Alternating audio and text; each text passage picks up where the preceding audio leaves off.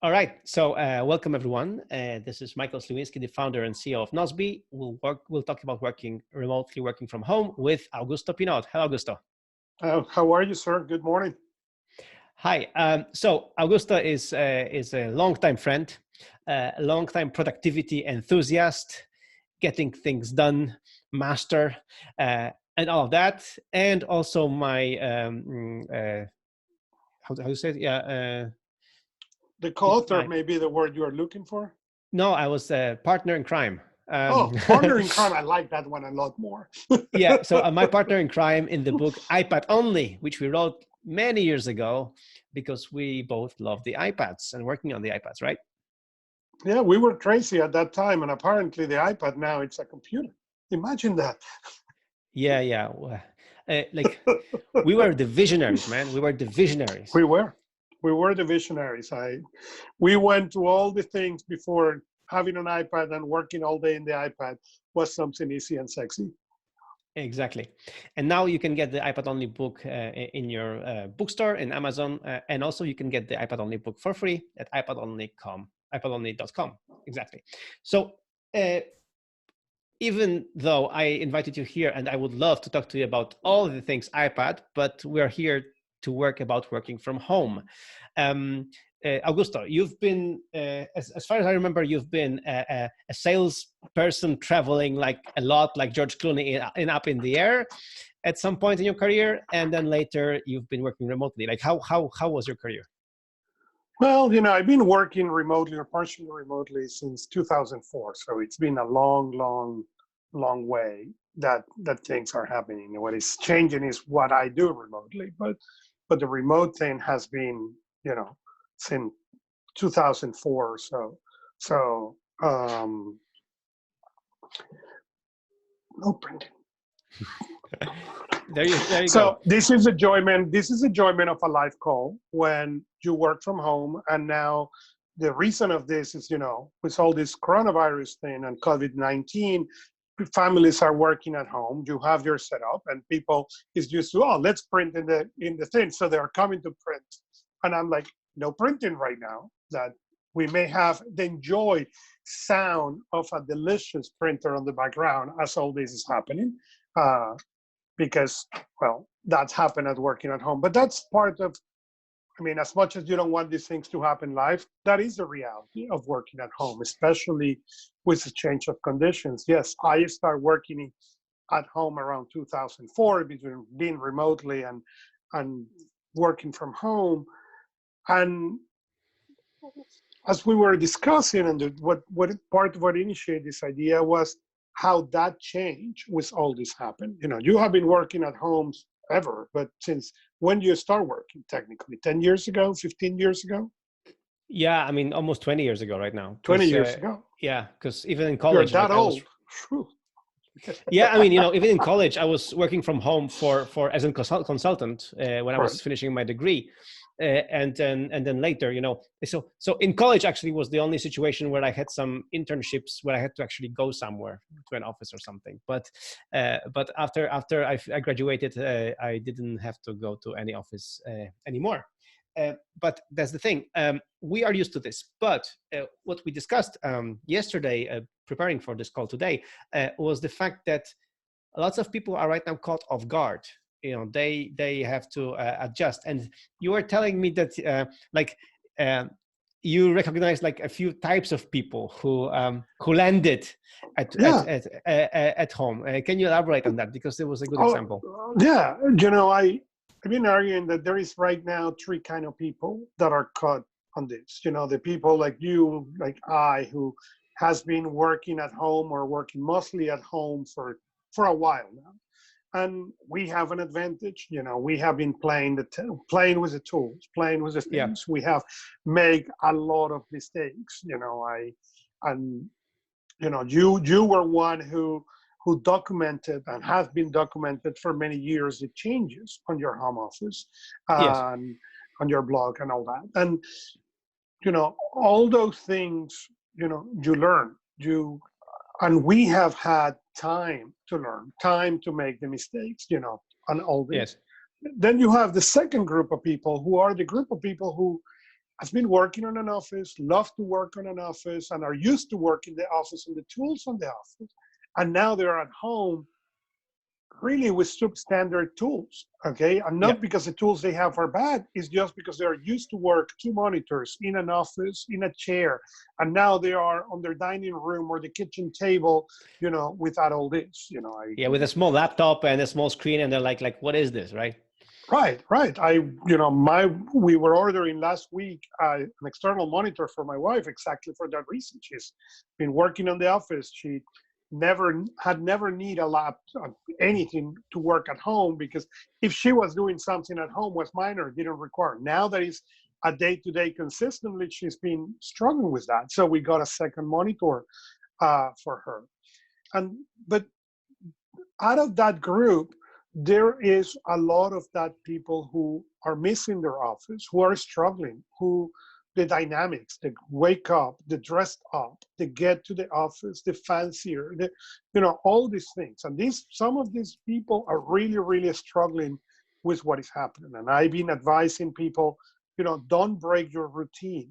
Fine, it may need to be adjusted. You may not be able to go to the gym, do exercise, in the living room, but get shower, get dressed, get fancy if you are used to get fancy, even if it's just from the waist going up, okay? Get that fancy look that you were looking when you go to work, even if you are working from home, because the more variables you can keep, fixed from what you used to do well before, the easier this transition will be.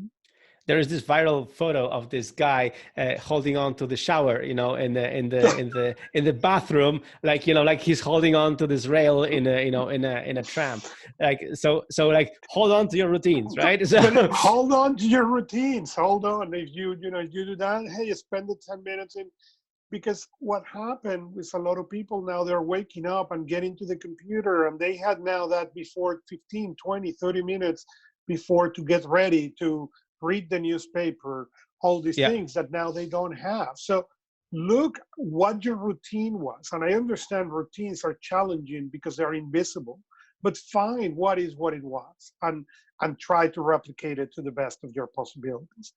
And then we have the third group that is going to be the interesting one. And we're the people who they were not considering home office, one, because never got their attention, or two, because didn't consider that was a possibility. But they are showing day by day that it is possible. They are doing their job. They are changing that mentality, and they are discovering, you know what? It is nice. It is really nice to don't drive. It is really nice to don't get out to the traffic. I'd like to come and wake up and being able to do certain things that were simply impossible before. And that is the group now that is going to come back after all this happened to saying, I don't want to go back to the office. Yeah, Okay? How can I change to stay here? I mean, just think about all that stress that comes from commuting, that, some people enjoy it, some people love it, but, some people hate it, and some people are really stressed about it. And there are things that are, that are really cool about working from home, the flexibility, being able to do even some laundry when you're just, trying to stretch your legs in front of your computer, not just to sit there all the time, not to waste time talking to people who are just, asking you about something, that they could have solved by themselves, and fewer meetings, because as we discussed here on this show earlier, that, by definition, you will have to have fewer meetings, because you will start questioning the meetings anyway. So you're right. This is so do you think it's a big group that will kind of rebel against going back to the office? Well, I think it's going to be a two-side fault of that. There is going to be a lot of office that are going to understand that in order to grow, they don't need the people there, that the work can be done. And that is going to be, one fault.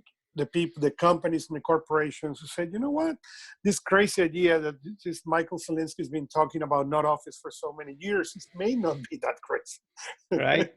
and really, I mean, it's, for many people now, this has been, for many corporations, has been the ability to test this working at home without any risk. They have no other option. They are being forced to do this. But they are also seeing the good and the bad, and they're also seeing a lot of things working. Mm-hmm. So now they will have maybe 1, 2, 3 months of this test that otherwise they will have never attempted to do. So Mm-hmm. that is going to be a big fold in many of these companies to saying, you know what, don't come back. The second part, it is going to be the people who don't want to come back, regardless of what the corporation decide to do. Not all corporations will do. Some of them are small companies. Some of them will say, no, we need to be here. But for those who that option is not going to be offered, then it's going to come back to, do I want to do that again?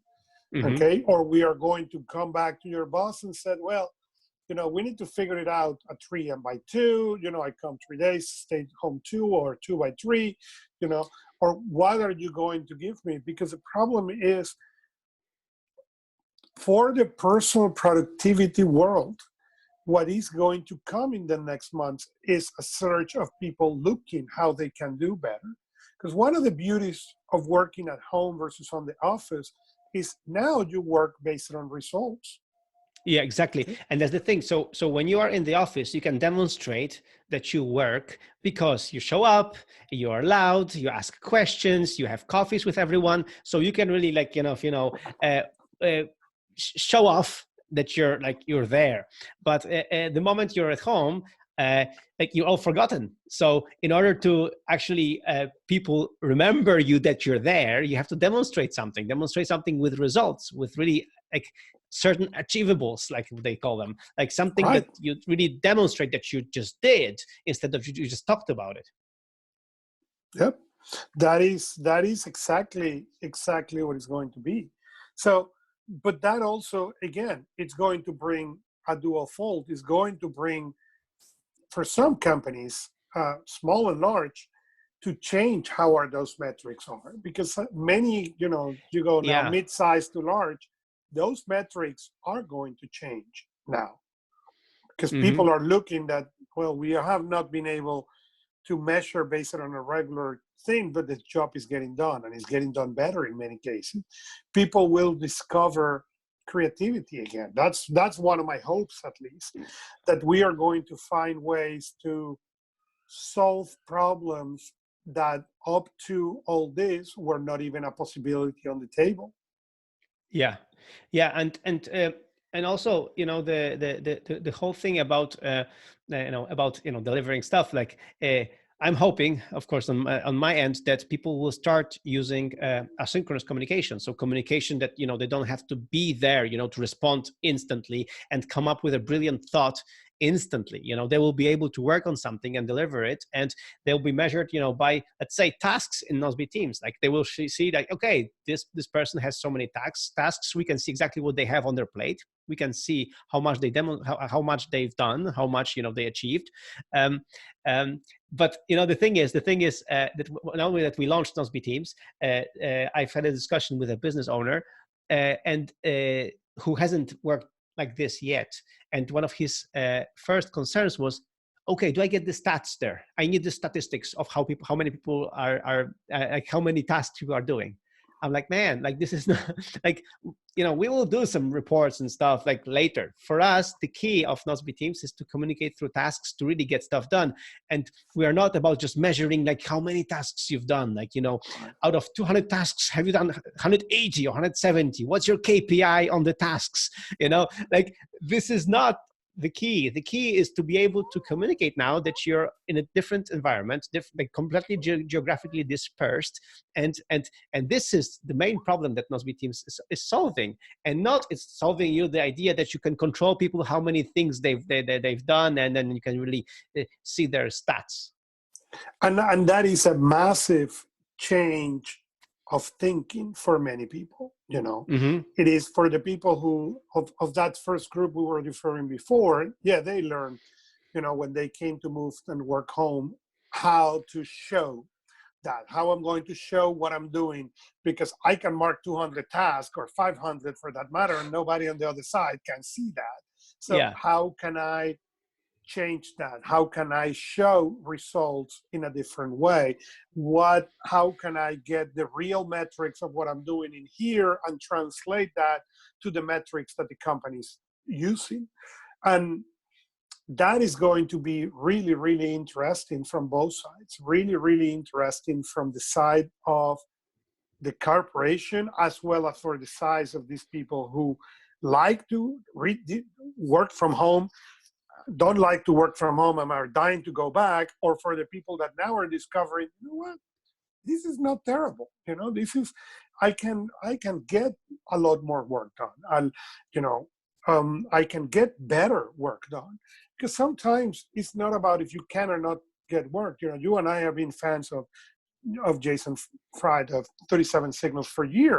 And he have a book saying, well, the real work doesn't happen on the office. And that is a reality in many, many cases.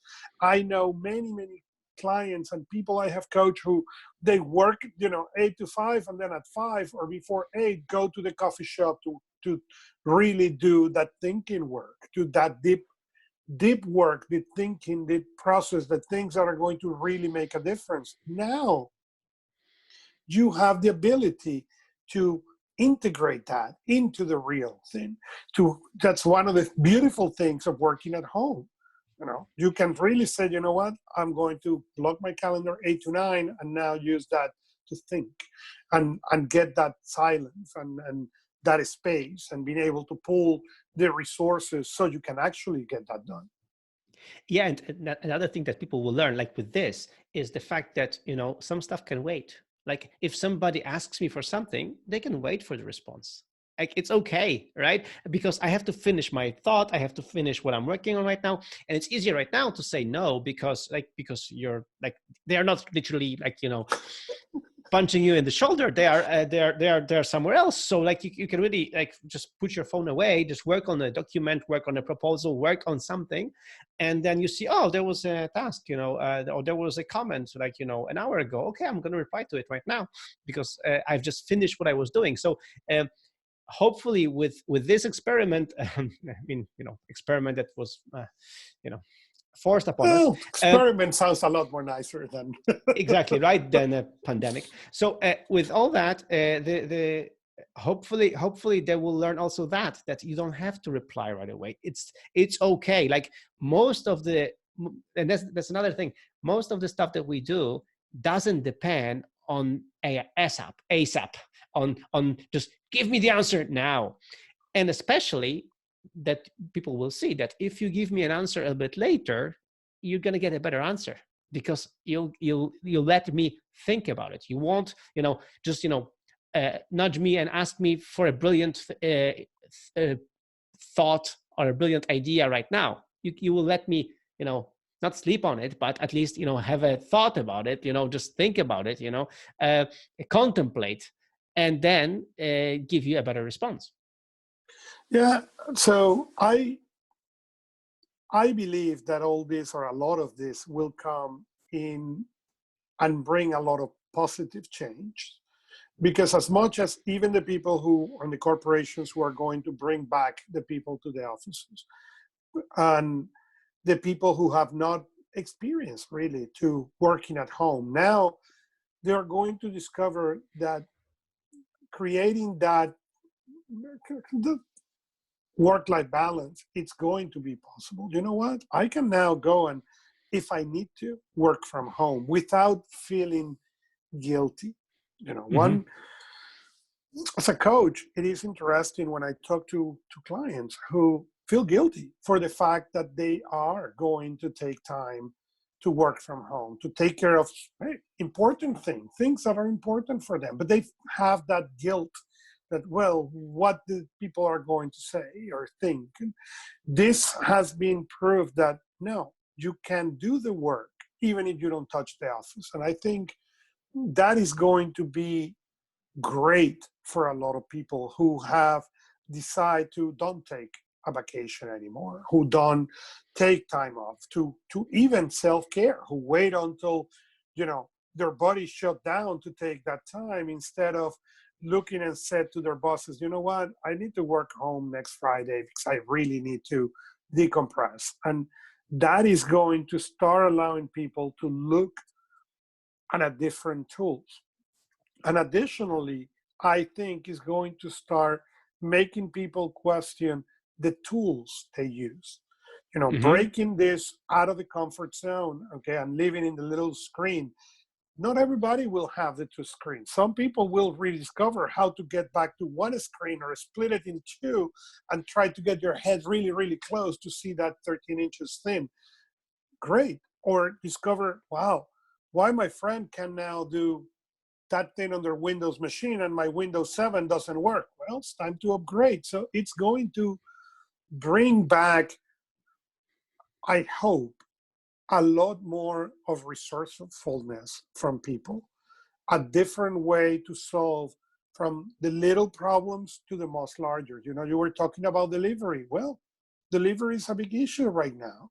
Yeah. Okay, Amazon here in the States right now has a ridiculous, you know, after they have worked for so many years for being able to deliver you a pint of ice cream in 2 hours, now if you ask for that, it will come on November 21. Okay, Yeah. but but at the same time, there are other companies who have been complacent to this, okay, who were not doing anything to solve that, hoping that people did not get, you know, their market share did not win with Amazon, that are now working into figuring it out, okay, we need to find a way to deliver these goods. We need to find a way to do this. That before all this, their owners were not, or they did not have the bandwidth, or they did not have the interest, either way, to look at those problems. How can we still reach these people, these customers? Yeah, and so when you talk to your clients, what's the overall situation? People are like hopeful or depressed, or like how is the how are people coping with this situation? How especially like how do people feel about the change?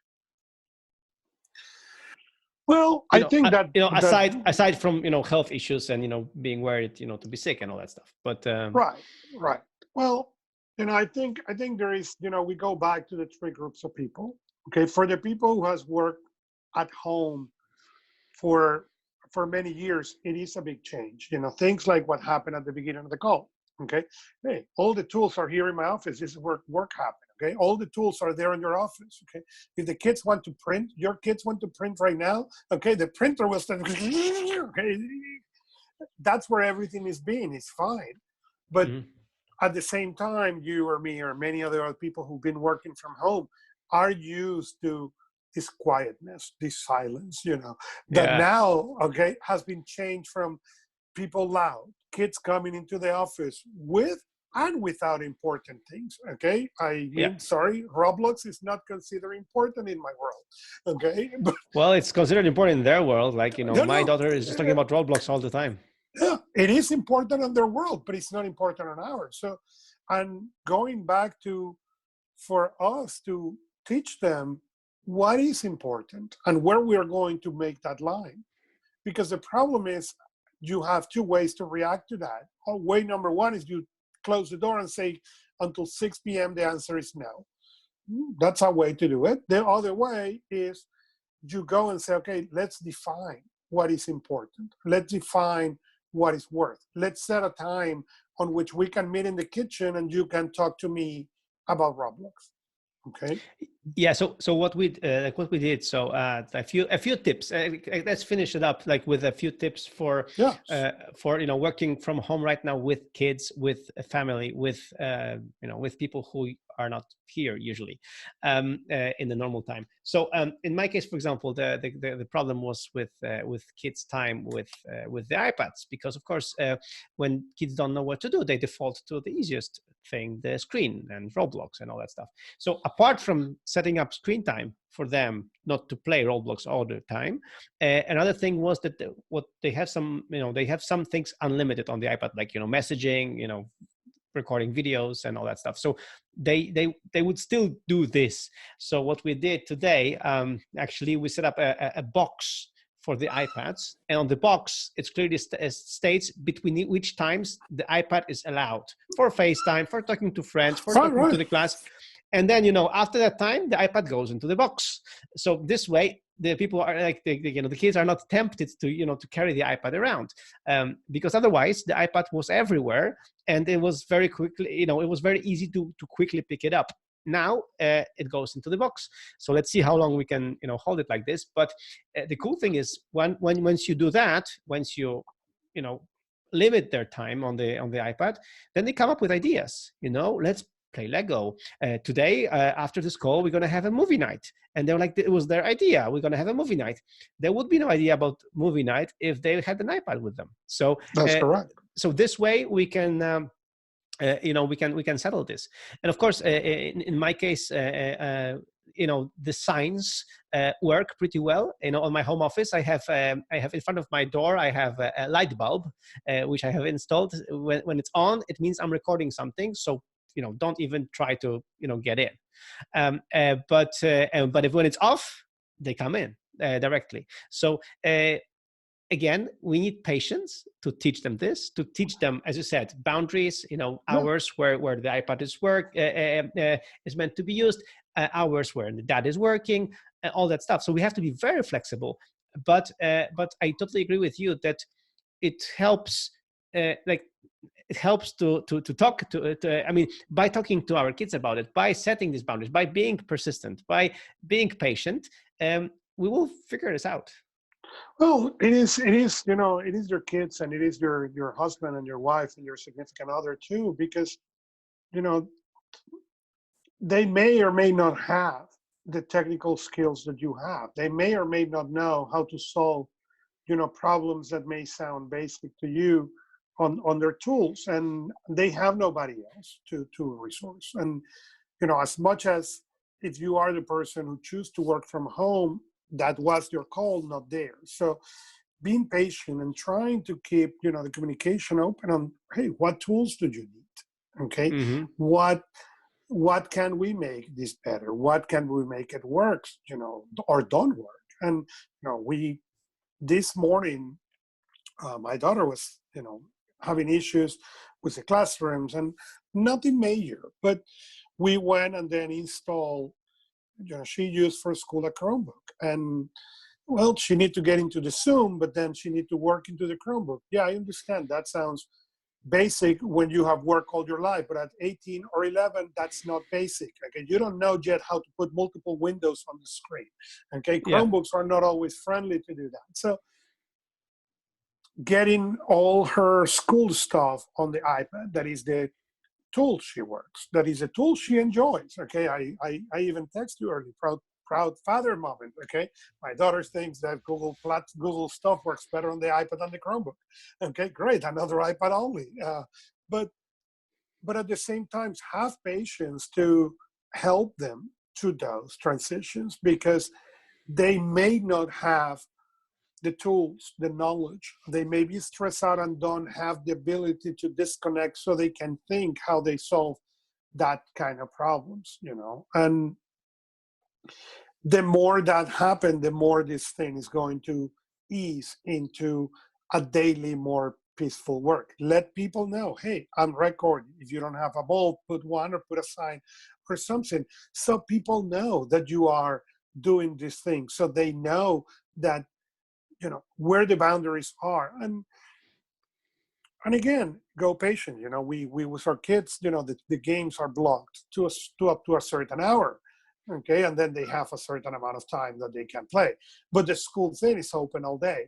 So, and if you don't know, if you don't know, I understand for Michael, for me, we play on that iPad for many hours. You don't know, hey, connect with me, connect with us, send me a message on Facebook, on LinkedIn. Hey, how'd you set up this screen time thing because the kids are driving me nuts?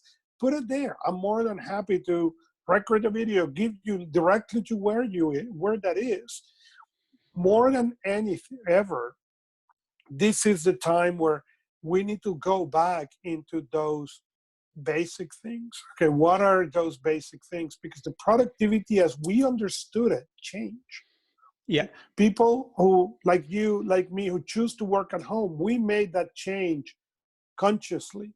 Yes, we Now did. we have a whole other group of people who has been forced into that change that may or may not know even where to start. Yeah.